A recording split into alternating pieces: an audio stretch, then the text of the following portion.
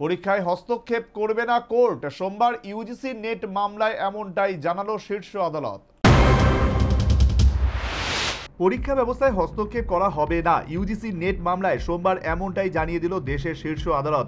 UGC net পরীক্ষা বাতিলের সিদ্ধান্তকে চ্যালেঞ্জ করে জনস্বার্থ মামলা হয়েছিল শীর্ষ আদালতে। তারই শুনানিতে সুপ্রিম কোর্টের প্রধান বিচারপতি ডিওয়াই চন্দ্রচূড়, বিচারপতি জেবি পারদিওয়ালা এবং বিচারপতি মনোজ মিশ্রের বেঞ্চ জানিয়েছে, এই পর্যায়ে এসে পরীক্ষা ব্যবস্থায় হস্তক্ষেপ করা হবে না, সেক্ষেত্রে বিশৃঙ্খলা তৈরি হতে পারে। প্রশ্ন ফাঁস নিয়ে ডামাডোলের মধ্যে আগামী 21শে অগস্ট নতুন করে ইউজিসি নেট পরীক্ষার দিন স্থির হয়েছে। এর বিরুদ্ধে সোচ্চার হয় এক পক্ষ।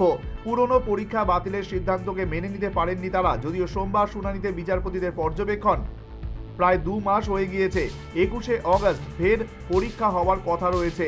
এমন সময় পরীক্ষা বাতিলের সিদ্ধান্তকে চ্যালেঞ্জ করে মামলাকে গুরুত্ব দেওয়া হলে তার ফলে অযথা অনিশ্চয়তা এবং বিশৃঙ্খলা তৈরি হতে পারে। এর আগে জুলাই মাসেও ইউজিসি নেট পরীক্ষাকে বাতিলের সিদ্ধান্তকে চ্যালেঞ্জ করে জনস্বার্থ মামলা হয়েছিল সুপ্রিম কোর্টে। সেই মামলাটিও খারিজ করে দিয়েছিল আদালত।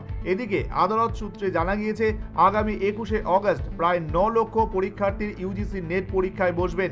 সেই পরীক্ষার আগে কোনো রকম ডামাডোল চাইছে না সর্বোচ্চ আদালত। Bureau report, news vanguard.